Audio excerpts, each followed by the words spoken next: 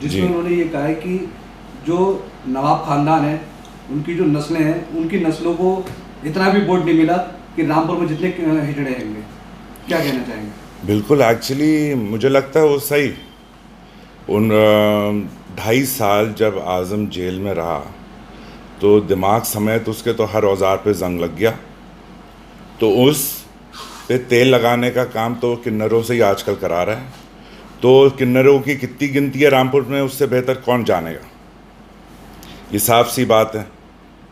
और मैं समझता हूँ कि आज़म या उसकी बुढ़िया को ये नहीं मालूम कि उसके औलाद की असली डेट ऑफ बर्थ क्या है। अगर माँ बाप को ही नहीं मालूम कि औलाद की असली डेट ऑफ बर्थ क्या है तो यकीनन उसमें कोई ना कोई घोटाला तो होगा।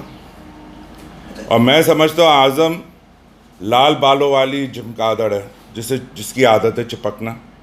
जब अपने घर पहुँचे उनकी बुढ़िया हार लिए हुए उनका इंतज़ार कर रही थी, उनको इग्नोर करके किसी और को चिपट गए। तो ये तो उनकी फितरत है। और ये ऐसी बात कहना मैं नहीं समझता हूँ कि मुझे कोई इसमें शौक़ हुआ। ये तो इसकी आदत है, जहरीली ज़बान हमेशा शुरू से रही है।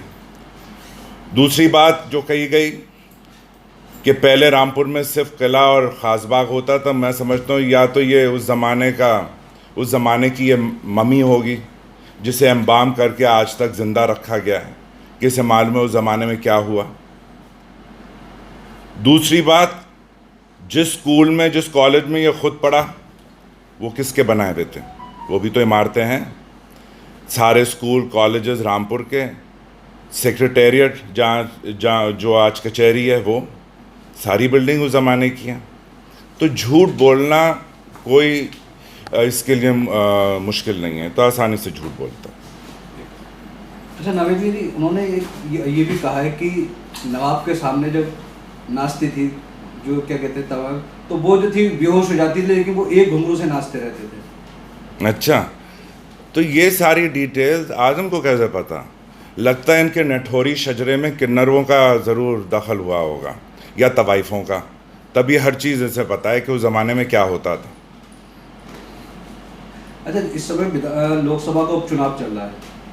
लोकसभा के उपचुनाव को छोड़ के आपको के ऊपर ही तंज कसना, आपको इस तरह से कहना क्या है, मतलब कि चुनाव को कुछ नहीं बोलना है? देखो, ये हमेशा फ्रस्ट्रेशन और इनसिक्योरिटी का तो शिकार रहा है और सबसे बड़ा डरपोक दबकू और ये है, इसकी हिम्मत नहीं है कि ये कुछ बोले, क्योंकि जानता है कि अभी तो चंद दिनों के लिए ये बाहर है जेल के और वापस इसे जेल जाना है, तो उसकी तैयारी से करनी चाहिए। और परिवार समेत जाएंगे ये जेल, तो इनकी तो हवा खिसक रही है।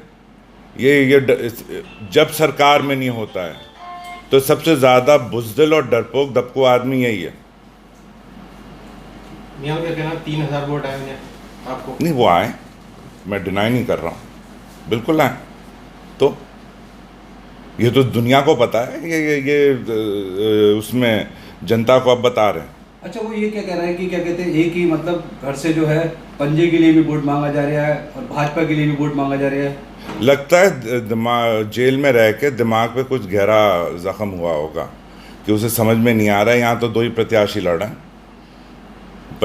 वो कांग्रेस कहाँ है, बीएसपी कहाँ, कोई भी नहीं है। आमने सामने की लड़ाई है और ये भी ये जानता है कि यकीनन इसके प्रत्याशी को हारना है।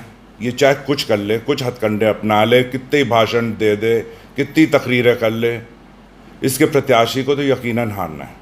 तो बीजेपी को सपोर्ट कर रहे हैं आप? बिल्कुल, मैं घनश्याम लोधी को सपोर्ट कर रहा हूँ।